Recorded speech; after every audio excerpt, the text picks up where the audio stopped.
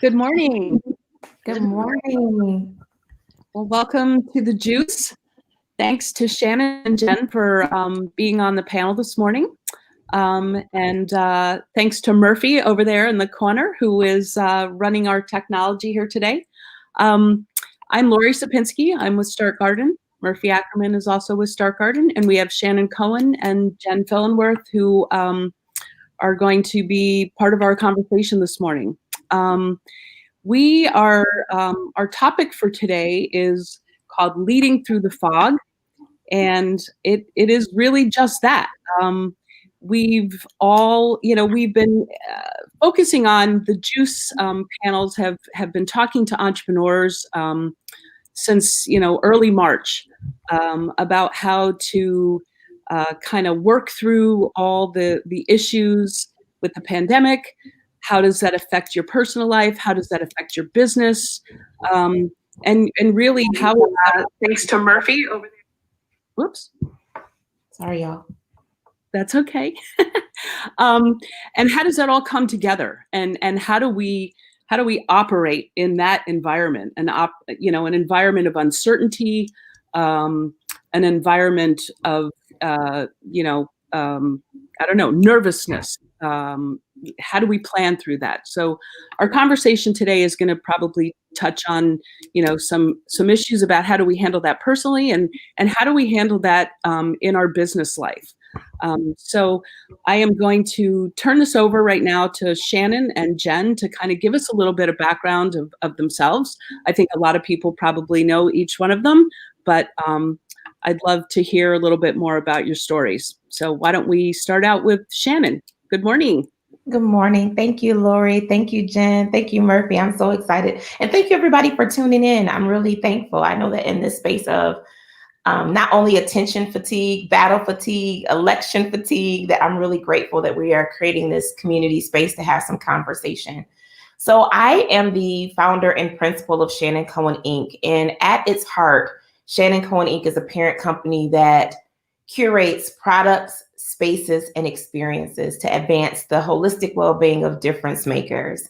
I like to say at the end of the day, our heart beats for the tough stuff that difference makers navigate behind their titles, their smiles, and their roles. So for us, that happens in a variety of ways. I have a greeting card line, which has a national retail presence. I do quite a bit of consulting for organizations and institutions around emotional intelligence, psychological safety, and equity. I have a podcast called Tough Skin, Soft Heart. It's a 15-minute grab and go inspiration and strategy podcast for my strong friends, people that are often the firefighters, fire preventers, and fire starters in their homes, marketplaces, and communities. And people don't always, they don't always get the space to be considered human, or that they experience loss and navigate uncertainty. And I'm an author. I do a Rockstar Woman brunch. So yeah, but the thread in all of that is caring about the holistic well-being of folks, our emotional health. So I'm really excited to be here and talk about what I have learned about this process of disruption that has been 2020. Yeah, for sure. Jenn, tell us a little bit about your story, which is really amazing, actually. Yeah, so thank you everyone for having me today. I'm super excited to be here. Thank you, Shannon, for having me be a part of this. My name is Jenn Fillenworth. I am the owner of Jenny with the Good Eats. Basically, what Jenny with the Good Eats is, it's morphed over the years into a lot of different things. I went to school to be a registered dietitian, saw a lot of patients for different medical reasons, tried to connect food as medicine. And what I saw was I was talking about food a lot, but I wasn't doing much outside of talking. So I ended up going back to my culinary roots, went to culinary school, combined culinary arts with nutrition, and said, okay, now that we have this full package piece, what can we do? So I started working as a personal chef for clients that had medical conditions and they couldn't eat the typical foods you would see at in restaurants and everything like that. And then over the years, it kind of became, I was a brand ambassador for different food companies. I was working on recipe development. I was freelance writing for like Women's Health and Insider. And it just kind of evolved into, if it's food and nutrition, what can I do with it, and how can I bring it into my wheelhouse? And that actually led me to become an adjunct professor at GRCC in the culinary program, teaching nutrition too. So it's kind of all these different things that Jenny with the Good Eats became. And then recently, over the past year and a half, I have started a partnership with Root Functional Medicine. So I actually came on board as their executive chef. And now we're getting ready to open this big food as medicine cafe right here in East Hills. So it's been such a cool journey, and it's not easy. A lot of things have happened along the way that have made it very difficult. So that's why I'm excited to be here and talk about navigating that fog, because you never know when it's going to happen, how bad it's going to be. All of that. Yeah. And I mean, I think we've talked a lot about COVID and how, it descended into our lives and disrupted everything. But I think it can be said about anything. We move along in life and we have all these great plans, and then something can come and disrupt. And as entrepreneurs, I think, we at Start Garden work with a lot of entrepreneurs, and we're trying to help people move along the path. And it's very, it's an intangible thing to be able to talk about how do you plan for something you can't plan for, and so that's a very, it's a business question, but it's also a very emotional question. So I think one of the things, Shannon, I was at your Rockstar brunch, and it was amazing. And I think a lot of the conversation there was talking about resilience and talking about how do you use this time of uncertainty to be innovative. And so I love your whole discussion about cliff to launchpad is just amazing. If you could kind of share that a little bit. Yeah, I think that one of the things that disruption has been teaching me, and it'll be interesting to hear what the community says too, is that disruption always precedes reimagining. When I start to think about disruption over time, that some of the best ideas we have around policy, practice, businesses, behavior came out of disruption.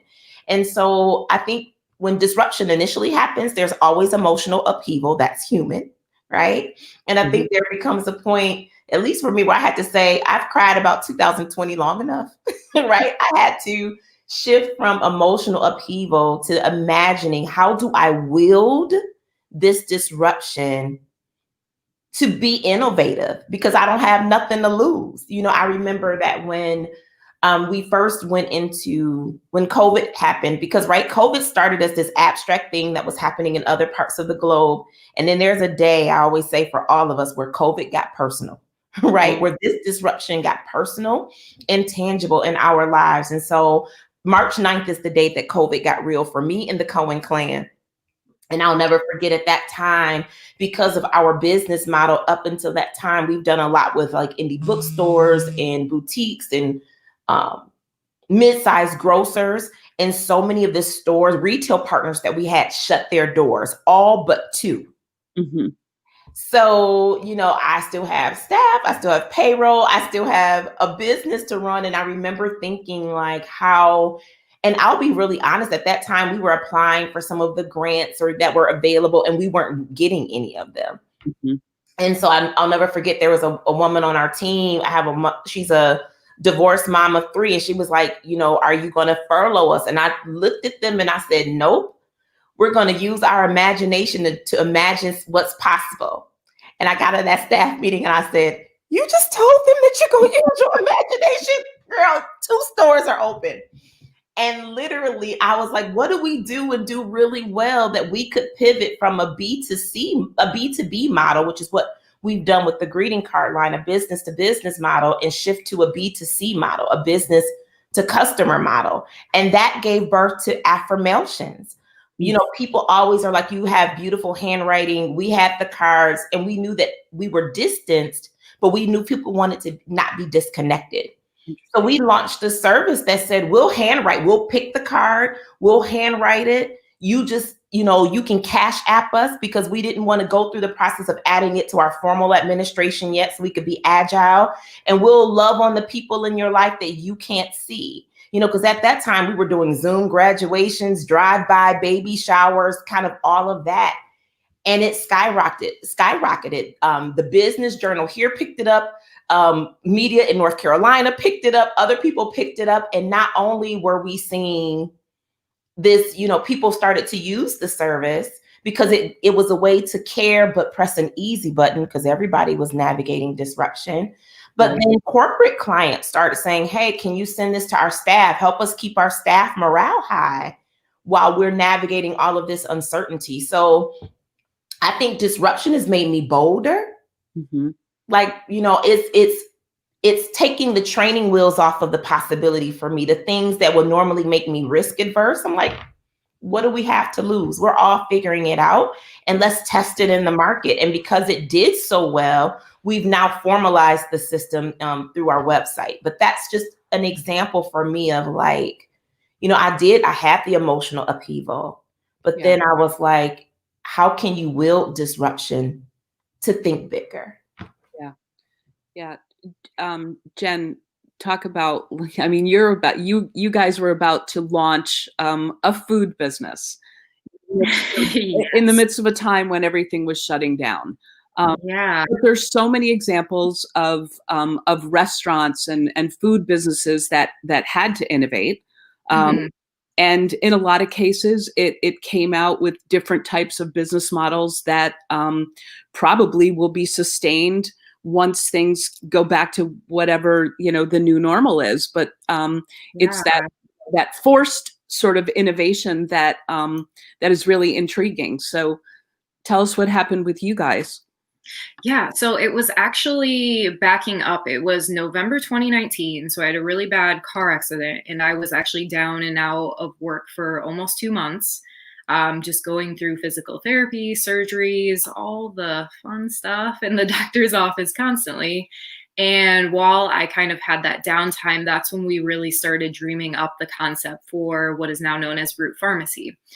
It was going to be healthy meals that were grab and go. We were specifically looking at really busy women that were working all the time. They didn't have time to meal prep for themselves, but they wanted to have healthier meals, access to that, and they didn't want to dedicate any time towards grocery shopping, meal prep, all that fun stuff. Life's too busy. So as we were kind of dreaming up that concept, we had seen a couple studies published about something called the tableless restaurant. And it was that in America, we are actually moving towards more takeout anyway. So this was in 2019, and we were like, okay, grab and go is great concept. Let's do it. So we planned on launch in March. And of course, here comes COVID. So we say, okay, can we still execute this? Are we even able to operate? And of course, we fall under an essential business. So we pass our inspection during quarantine, and my health inspector was the first person outside of my husband that I had seen in a while. So we were trying to have a conversation, and I was like, I forgot how to interact with people in person, first of all. So we're going through, we pass inspection, we start getting busier and busier every week for our meal subscription program. And we kind of look at our demographics, and we're realizing that these busy women that we were targeting, we're no longer getting just that demographic. We're getting everyone. We're getting, moms that were stay at home. We're getting single men. We're getting younger men and women. So our demographics are now all over the place, and we just keep growing. And through that, we moved out of the downtown market incubator kitchen in September and got our own space in East Hills. And really that entire time, we realized that we were already following what we saw trending coming into this year. And COVID was almost a launch pad for us to say, okay, like we need to do this. It's needed now. Let's give people a really nice product and see how it grows. And we've had to hire so many people recently, which is great because jobs are hard to come by. And especially in the restaurant industry right now, we don't know still what's going to happen. We're planning on launching this cafe in 2 weeks. We're not planning on any dine-in whatsoever because, hey, grab and go has been our thing from the beginning. So we're going to run with that. And if things, start to head south a little bit and indoor dining shuts down, that's not going to affect us. We're grab and go. So that's just, we've been kind of sticking to what we knew from the beginning, but also adapting to the COVID rules and regulations that keep changing almost every week for the food service industry. Yeah. Was your plan to move into a space?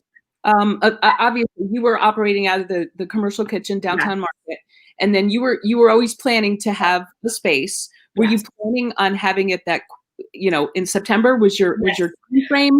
We were not planning on having it that quickly. Actually, our restaurant, had gone out right before us, and it's so unfortunate that we're seeing so many restaurants close. And at that point, we were like, okay, are we going to really take this risk and open up our new space when all these other places are closing? And that's just something where we've all kind of met as a group and said, we feel confident in what we're doing. We've had continued trend up in sales. People are really enjoying our product, and we're doing food as medicine. And right now we're talking about a pandemic and how sick everyone is. And hopefully by doing this, we have better access to healthy food in the community. And, not only are we wearing masks, washing hands, but we're also eating healthy and taking care of our bodies in that way too. Yeah. It's interesting. So obviously some businesses are affected in a negative way. But there are some businesses in some industries for whom COVID they've either pivoted and are successfully pivoting, or it's just the type of business that hasn't necessarily been affected, or they've experienced growth because of COVID. And it's interesting because I've talked to entrepreneurs in those spaces who almost feel guilty. It's like, everybody else is hurting, but I'm actually doing okay. And I'm almost, that's a really interesting position to be in. I mean, I think it's so when we talk about being innovative and all that, there's a lot of there's a lot of introspective and insight that comes out of that. And I think it's okay to be innovative and to say, I'm actually coming out okay out of this. I'm not going to feel bad about this. I mean, you feel bad in some spaces, but you should feel good about the fact that, you're able to be innovative and to take a situation like this and make it work for you or for your business. Mm-hmm. Yeah. So when we talk about resilience, to me, it's situational right now, but I think that entrepreneurs in general need to probably be thinking about maybe this is my plan, but how do I incorporate resilience into what I'm doing? How can I think about things that I can do along the way that might shift as a result of different business climate, different customer needs. How do we work through that? How do we teach people to be able to do that, to be able to think on the fly, I guess? I think that is something that you have to build into your practice. I always say, that when we think of research and development, we tend to think of tech firms or folks that are in tech.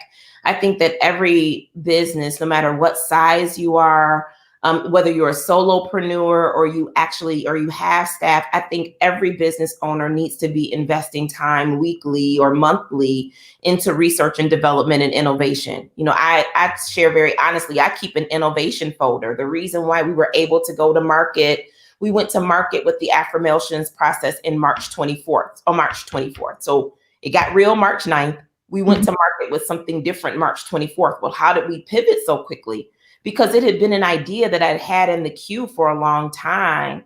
It had been something that we had done as a custom service for folks or for some gift concierge retail partners that we had, but we had never done it ourselves. And I remember there have been times in the past that I've talked to my favorite stakeholder, AKA my husband, about that idea. He was like, Shan, you don't have capacity. And I just put it on the shelf.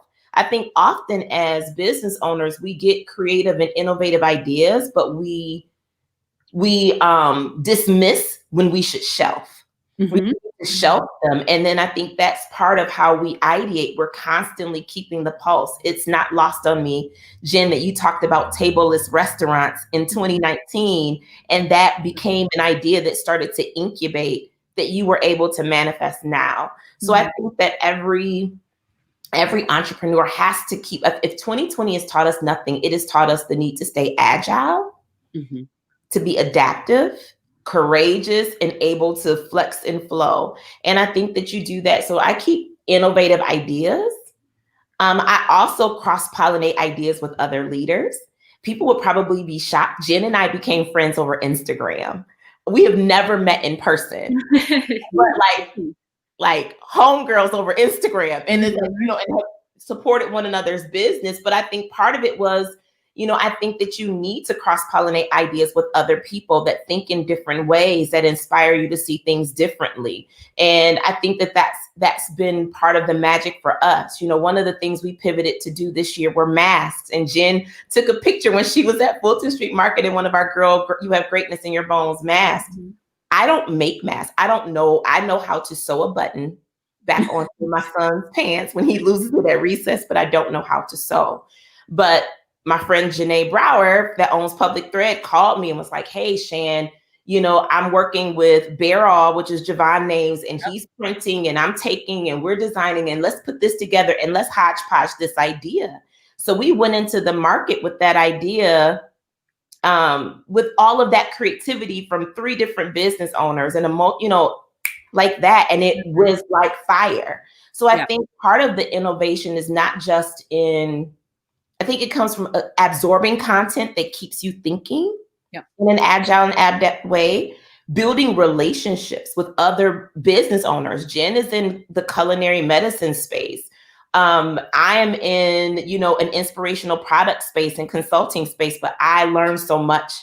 I feel like y'all follow Jenn. She is a marketing master. I feel like Jenn she was really adept at that. That's not what her vein is, but I learned a lot from that. So I think you need to cross-pollinate ideas and creativity and strategies with other leaders, because otherwise it's lonely, and I don't think you can innovate in a vacuum.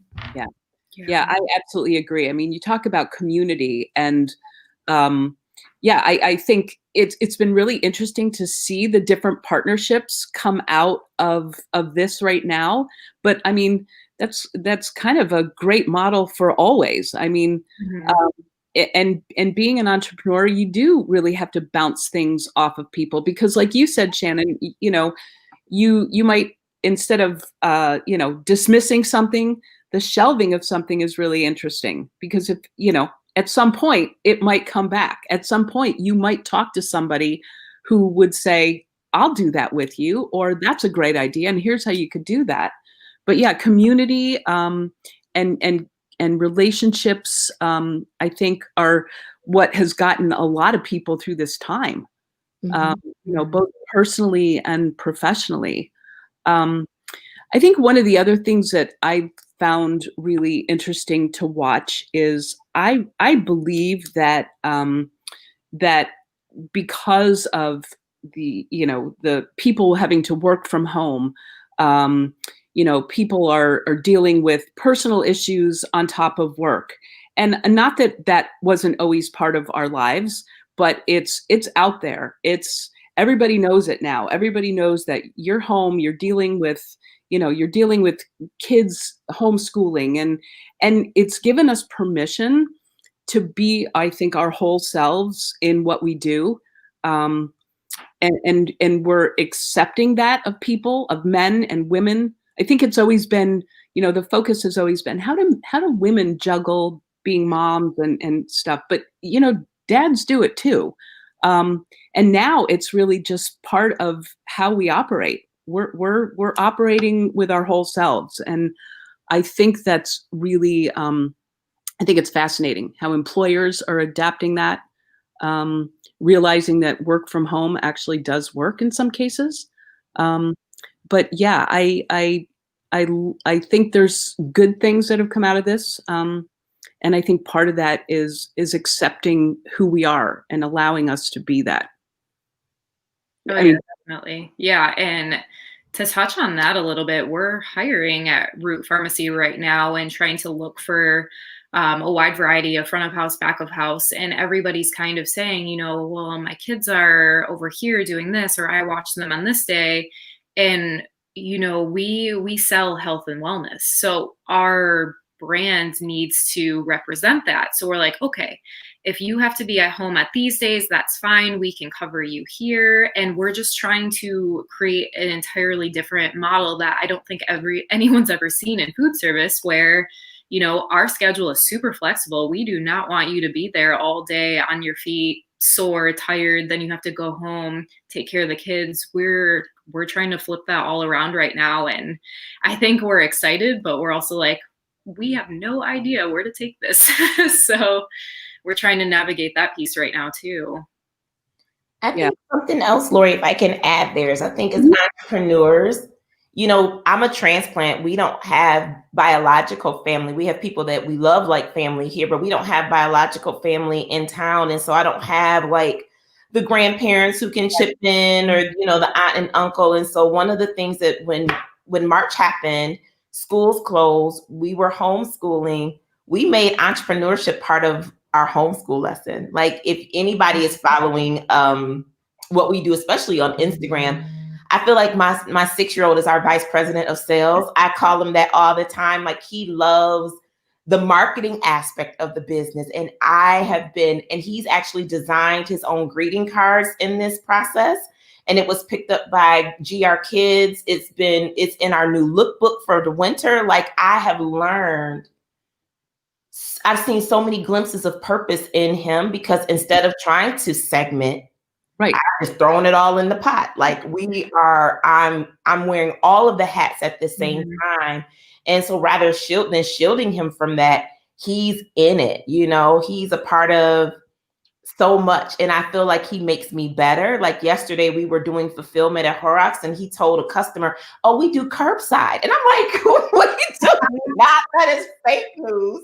We do not do curbside." But I find that our customer base love hearing the stories of him growing in entrepreneurship. I really feel like I'm training my replacement, and I didn't plan on it, but I am definitely, that's something I would add to entrepreneurs. I think there's a beauty that people love.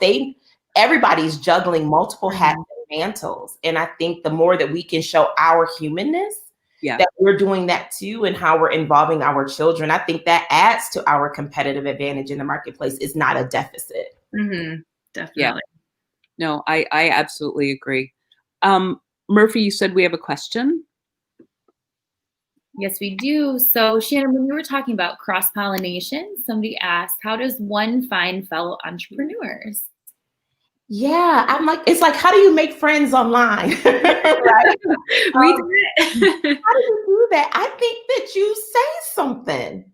I think that and maybe because I have a 6-year-old, I think it's going into the proverbial playground, which is actually like a LinkedIn or Twitter or Instagram, where you see someone's work and you admire what they do. Say something like, "I think what you do is really cool. I just want you to know." And I'm not talking about in a stalkerish kind of an awkward way, but I think that so many times we scroll and we don't say anything. Mm-hmm. And I think that we make authentic human connections. So I'll give an example of how I've done this. So there was a woman that I was struggling when we were doing the Rockstar Woman Brunch. I was struggling to source the type of athleisure, kind of luxe athleisure, that I wanted to incorporate into the box, the gift that we give to attendees. And I'll never forget, there was another person that I'm friends with on LinkedIn that said, "Hey, there's another woman in the textile industry. I really love her. If I had a space to offer her employment, I would, but I don't. But I'm putting her name out here. So if anyone wants to connect with her, please do." I didn't know this woman at all, but I reached out to her like, "Hi, I'm trying to source, athleisure wear for this event. I would love to talk." Well, we ended up talking, and she helped me to do my first global sourcing. And we've become fast friends, like family, in the process of 9 months of planning. But I didn't know her personally. And I think that we have to diversify our networks, who we know. And it was just literally me reaching out to her and then saying, I know that you're in between positions, so I'm going to pay you to consult me on for your time to help me think. Well, she does textile work for one of the parent companies of some of the largest brands you see in the mall. Under normal circumstances, she and I would have never met. Mm-hmm. But because she was furloughed and we're all at home, we aren't even 6 degrees of separation. We're like 2.2. And so I think that it takes a little bit of maybe some courage and some boldness, but reach out to people. You would be surprised who would be willing to have a conversation with you because their lives have been disrupted too. Mm-hmm. Yeah. Jenn, go ahead. It's just kind of like going back to elementary and making friends on the playground. Once you start to find other entrepreneurs, and I think social media is very good at that. There are specific Facebook groups for entrepreneurs in Grand Rapids. Just paying attention to even Start Garden and everything that's going on in like 5x5, you can easily find a lot of different entrepreneurs. And I feel like once you start talking about that, we all know each other somehow. Like Shannon was saying with the 6 degrees, I'm like, we all know each other and we can all connect with the right people, and whoever you're looking for, they are out there. Trust me. Yeah. I mean, and you know, as far as Start Garden, we, you know, right now we're obviously not able to do a lot of the events that we normally do. And I think one of the things that we're known for and that we love doing is, you know, at those 5x5 night events and some of the other things that we do, there was this community of people that would come and support the entrepreneurs that were pitching. And we'd have, you know, a nice networking opportunity for people. And we always have encouraged the entrepreneurs who are pitching at the event. You know, it's about, you know, obviously you're there to pitch and potentially, you know, maybe win some money, but there's also so many other things to be gained from being in a room full of people that are either entrepreneurs themselves or love to support entrepreneurs, and making those connections is so valuable. And so right now it is a hard time for people to be able to do that because you're not doing it in person. But on the other hand, you know, we're all in 4 different places and we're having this conversation. So there are ways to be able to connect and to continue to connect from afar. So it's just, I think, like you said, Shannon, you just have to take that leap. You have to be willing to find those connections or to ask somebody to help you, introduce you to people. You know, I would say to Jill, I think it was, who asked the question, reach out to me at Start Garden and we'll plug you into some things. I mean, we do things, but there is a community of entrepreneurs in Grand Rapids that are extremely supportive of each other. And it's just a matter of finding those people and making those connections. So I love that you said connect, Laurie. I think that we've all had that experience where someone reached out to you on LinkedIn and then their first communication tried to sell you something. And that is a turn off. I think that you connect with people from a place of humanness. You connect. So I even think about getting to know Jenn. Like, I remember Jenn's journey in having to have multiple surgeries as she would recover. And I would just send her little notes, like, you know, as she was recovering. And it's been like this year of just seeing her humanity while she was building a business and yet recovering, and wanting to just cheer her on from the sidelines. And that it was me being my authentic self, her being her authentic self. And then we're like, you know, yo, you're kind of dope. I just really like it. I like seeing what you do. And it's been this evolution of a friendship. And I think that there's magic in that. So I think even if there is a way where you could see yourself partnering with someone or doing something together, I think connection always precedes an ask. So building real human connections, because no one wants to feel like they are like they're being used. And I think as entrepreneurs, we have to be willing to invest for people's expertise and not assume that because we ask, we're old. Mm-hmm.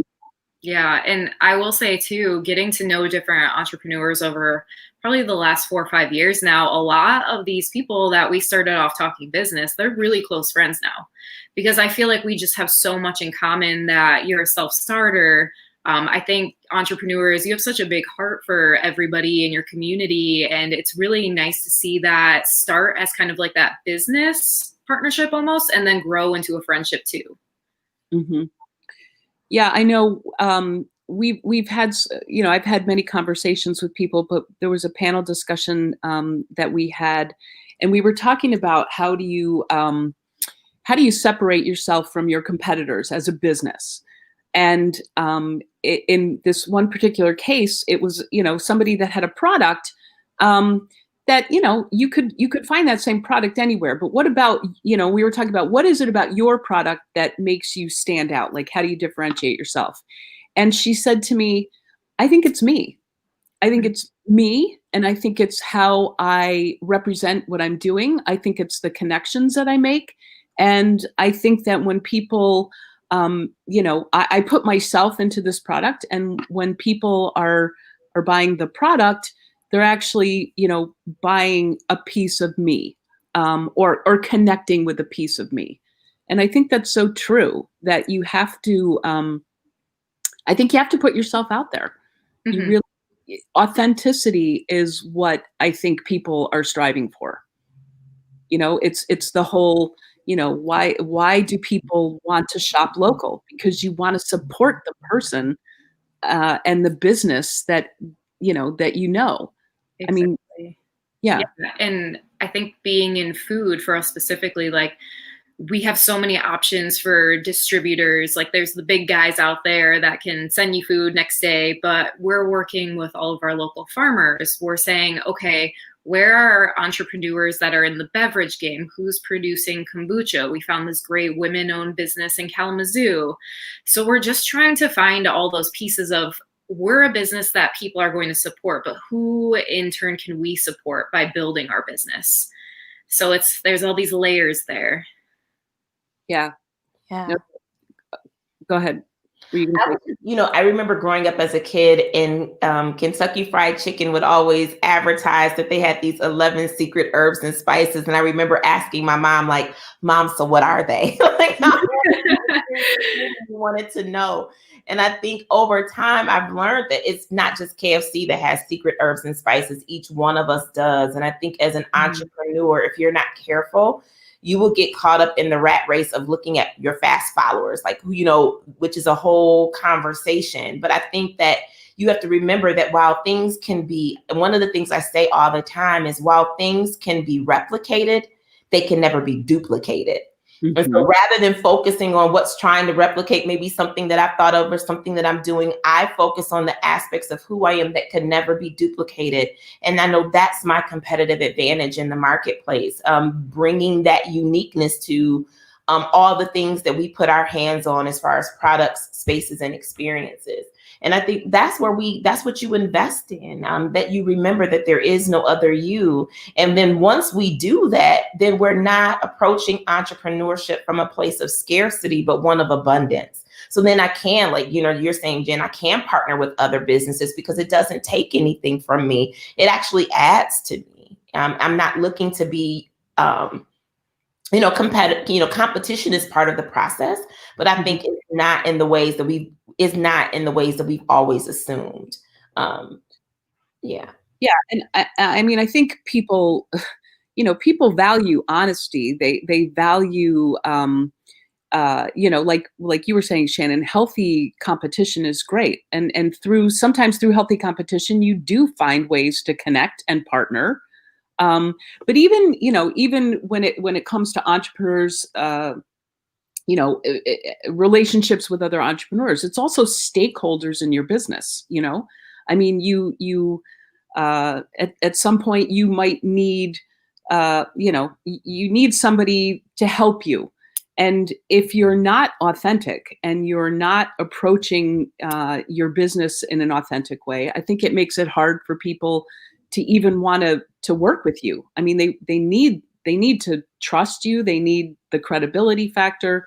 And I think that just comes from just being yourself. And I think that's hard. I think sometimes, people want to create an impression that, I've got this all together. And it's okay to say, you know what, I'm kind of trying to figure this out, and I might need a little bit of help with that. Yeah, I laugh at that because I think every day I'm like, who's an entrepreneur that can handle this for me? I'm like, I can't do it all. And I think it's important to bring in those people that even in the food service industry that are entrepreneurs, I'm like, hey, you do this better than me. How can you help me out?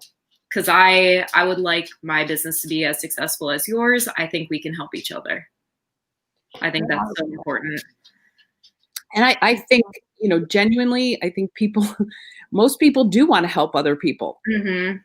I think, I mean, it's whether it's mentoring or whether it's just partnering. I think if you're in that entrepreneurial space, you probably know you didn't do it by yourself. Oh, and no. Probably, hopefully you would think that you want to give something back and share that with somebody. I went to a webinar that was done at a conference last summer. So this was definitely before COVID, but it was hosted by Instagram, and the presenter shared something that stuck with me. She said that Instagram, even a year ago, was positioning itself to recognize that manicured is out and authentic was in. And so she was encouraging all of the other founders, and, there were activists and business owners in this space to stop trying to use, we've been all taught like the Instagram threes and the color schemes and everything manicured just so. And she started to show that what was trending on Instagram, whether it was reels or stories or kind of all of these mechanisms that we're seeing, even professional social media spots like LinkedIn start to use, is authentic in real time. These real time, I mean, think about TikTok and the explosion of TikTok. It's not a space of manicured videography. Right. It is a space of people just owning it and bringing something that they're passionate about, and they're bringing it into our, homes, our devices, so we can view it. And so I think there is a message there in what you were sharing, that I think there is this shifting away of what is manicured and polished. No business owner I know got to where they are because of manicured moments and seamless realities. It's been a hodgepodge. And like you were mentioning earlier, Laurie, I think it was, how do we stuff it in the closet so no one sees it? And now there is no closet.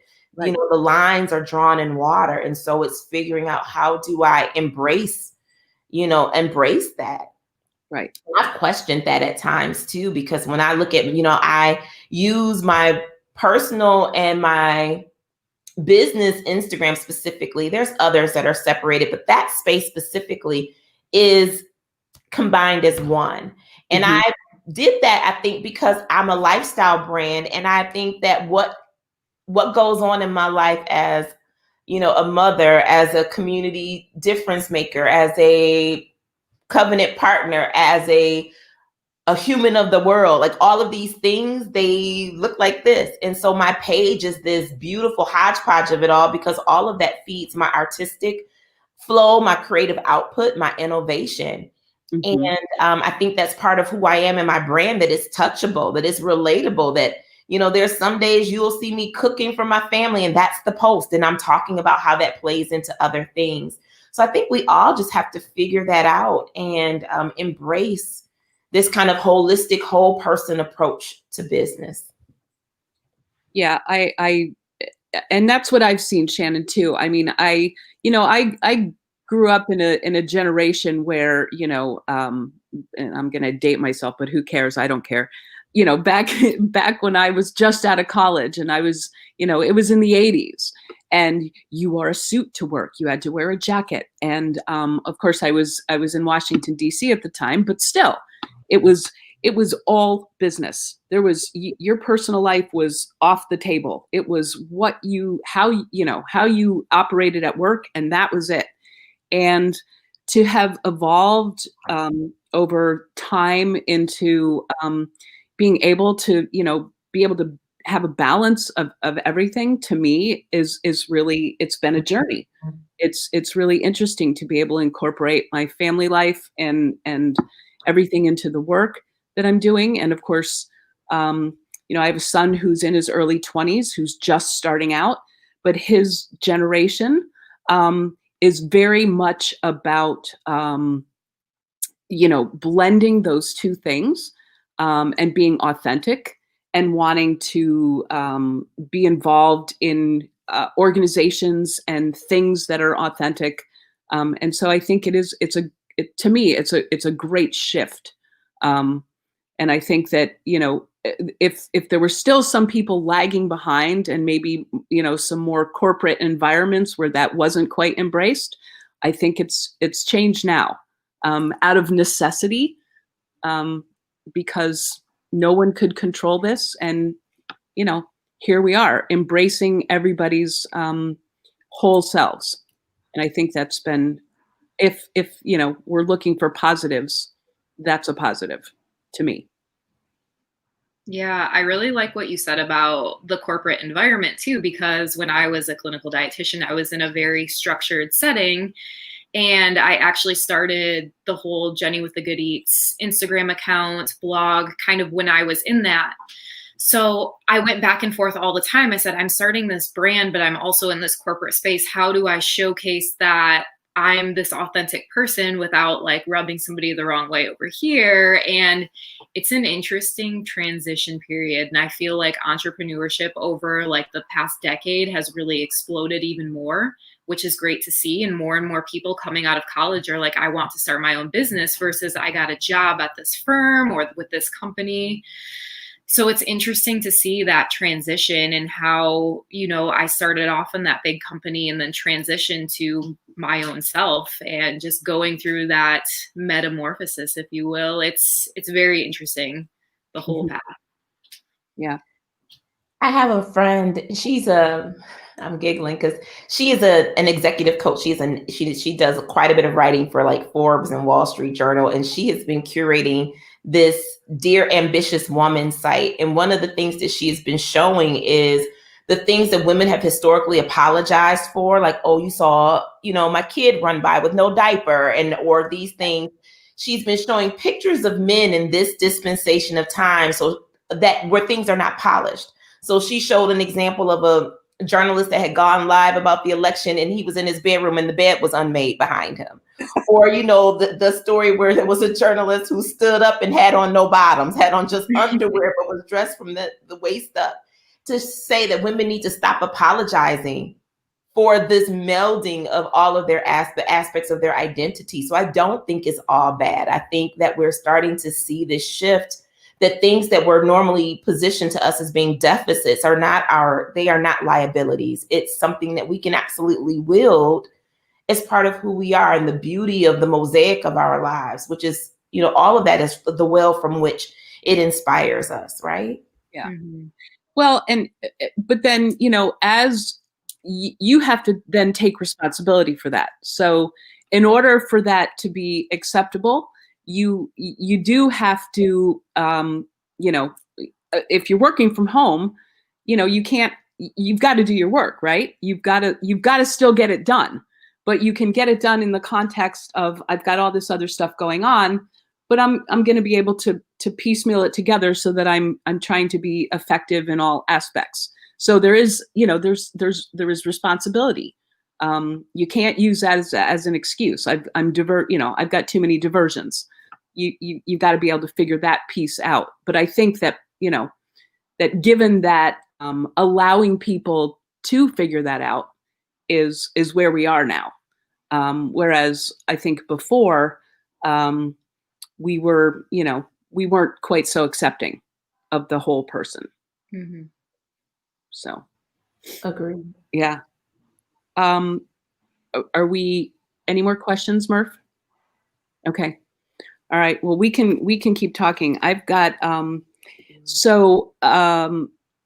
in that whole space of being innovative and of using this as an opportunity, using this time of uncertainty as an opportunity to maybe pivot into other things.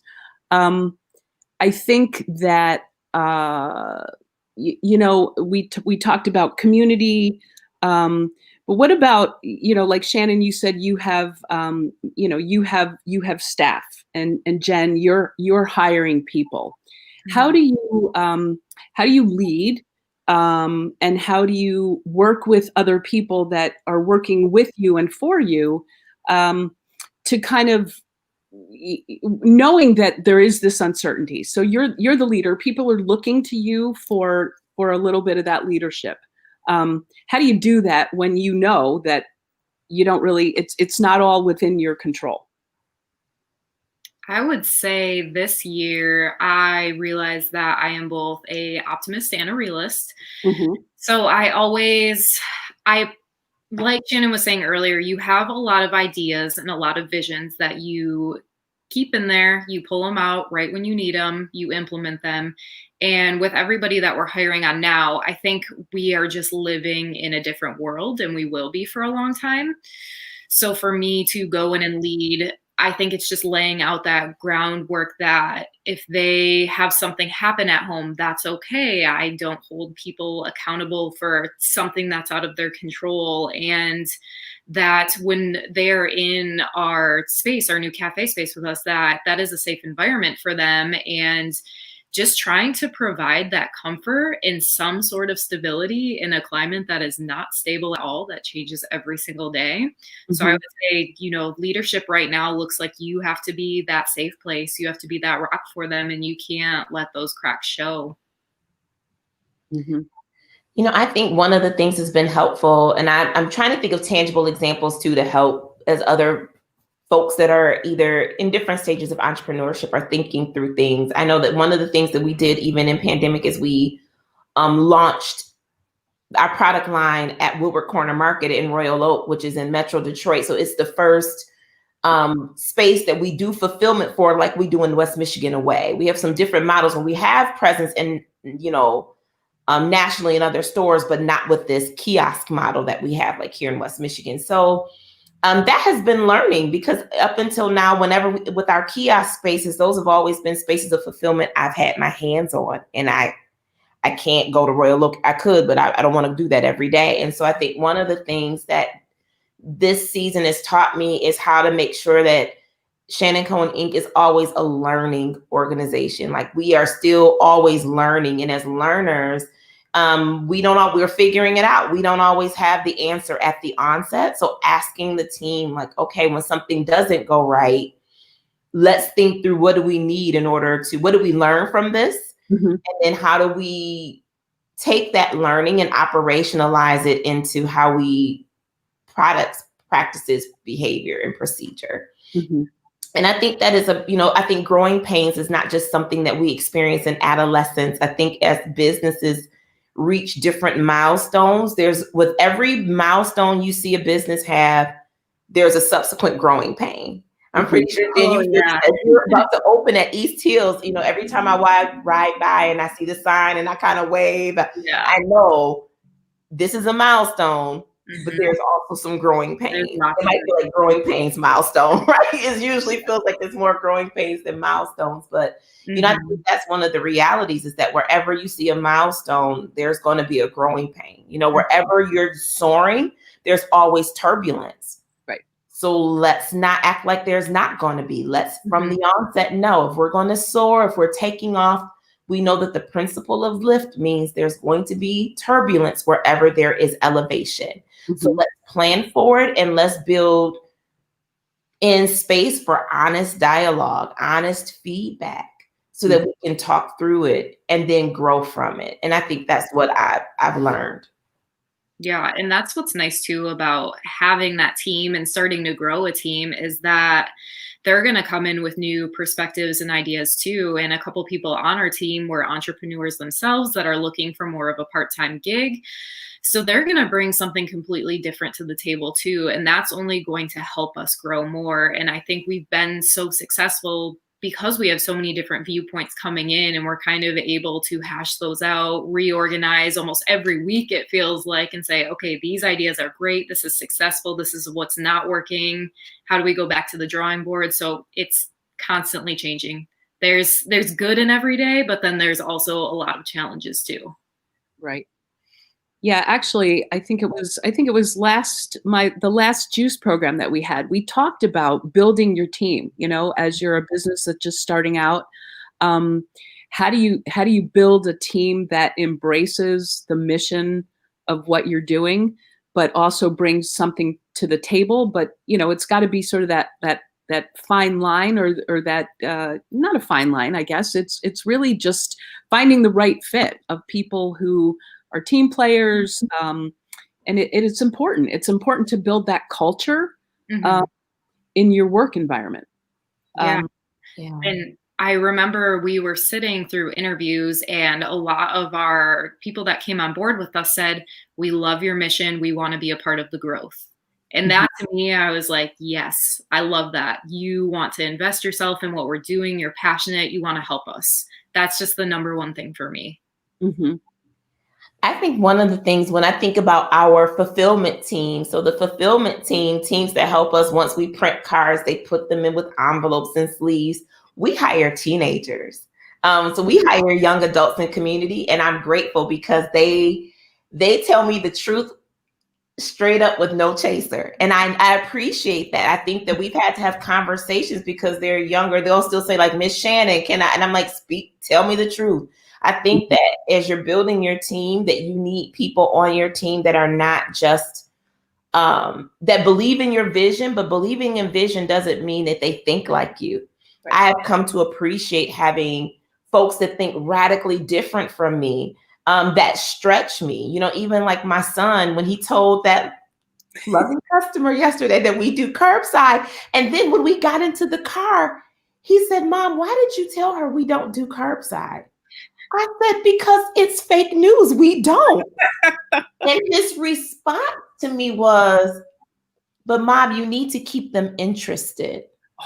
Oh. I said, "My child, and when he said it, I was like, okay, market differentiation and keeping clients interested. But I feel like he disrupts small thinking in me all the time, and it makes me nervous. But I think that we need people around us that disrupt small thinking in us, because this stuff gets scary. Yeah. And I am not as risk averse as people probably think I am, but I'm learning to grow because of the people that are around me. And I'm grateful for that. That's amazing. Yeah. Murphy, I guess we do have a question. We do. Just to that point you were making, Shannon, how do you access the Youth for Employment? Yeah, that's such a good question. Marcus. It does help that my husband has been a referee and taught Sunday school for teenagers at our faith community for a long time. So yeah, I would totally be willing to talk about that, Marcus, offline. But I think it started actually our oldest teen worker. She's now in the 11th grade. She's an 11th grader at North Point Christian. But I met her because as part of that school, they have an entrepreneur week in middle school where they have to build a business with 6th to 8th graders. And she invited me in to speak.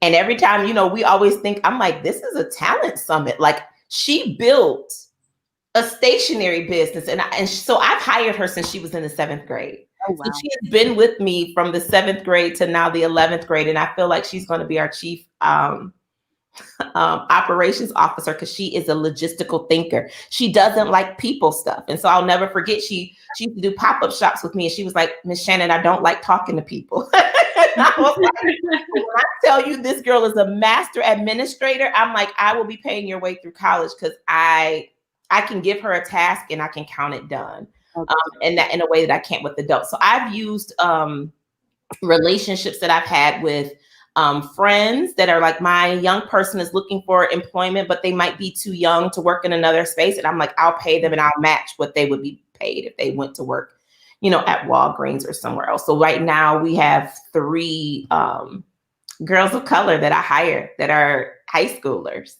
And I love it. I wouldn't change it for anything. They are amazing.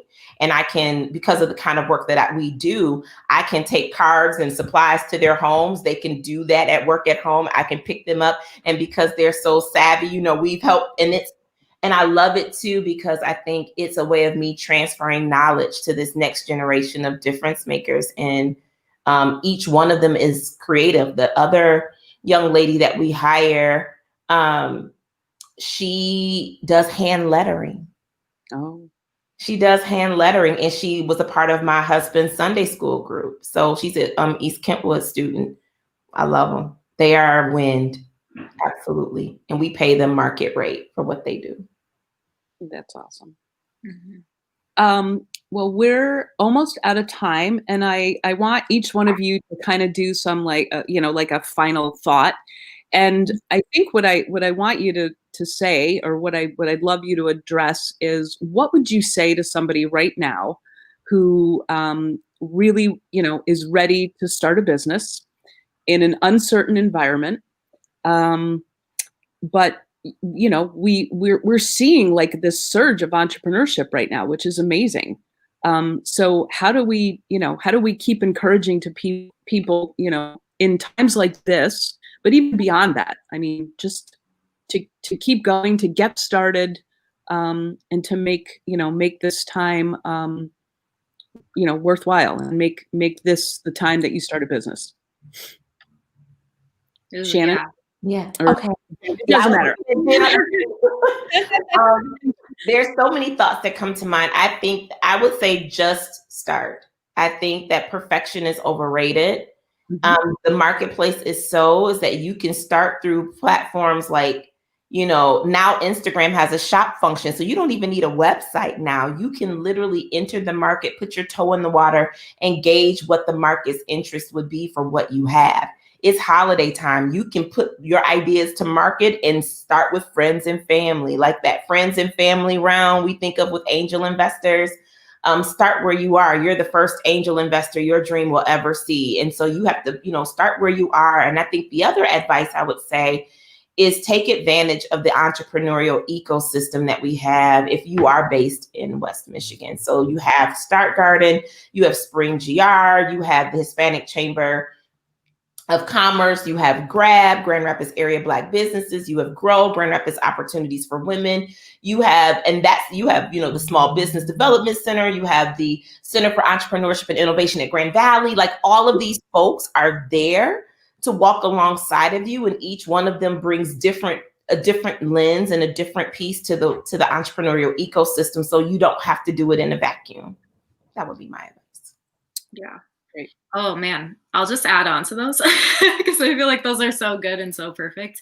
I don't think that you should ever expect it to be super easy.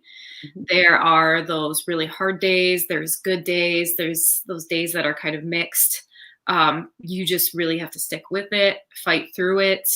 And I think if you are so passionate about your idea, that's kind of what sets it on fire for everybody else. If you can convey how passionate you are, everybody's going to see that and they're going to jump right on board. So keep the passion, expect difficult times. Oh, what else would I say? Find those people that support you, whether it's friends, family, people you meet in the community. Get the hard facts. Maybe some things don't turn out well. And that's kind of hard when you're an entrepreneur and that's like your baby, to kind of hear negative feedback. But something good always comes out of something negative, and you can always be better. You're never perfect. I hate to tell you that, but maybe someday, but it's always a work in progress. So you just have to stick with it. Yeah. Well, I want to thank both of you for spending an hour with us this morning. I think it's a great conversation, and there's always something really interesting to learn. And I think, if we could, kind of sum it up by saying there is a great entrepreneurial community here in Grand Rapids, and I'll do a shameless plug for Start Garden. Reach out to us because we do believe in obviously supporting entrepreneurs, but we really believe in connecting people to resources, to other people. I mean, I think that's one of our biggest passions, and so it is a community, and and it's there. So please be part of it. And thanks so much, both of you, Jenn and Shannon, for being with us this morning. Yes, thank you. It was good. Thanks, Murphy. Thank you, Yeah, of course. Okay. Bye.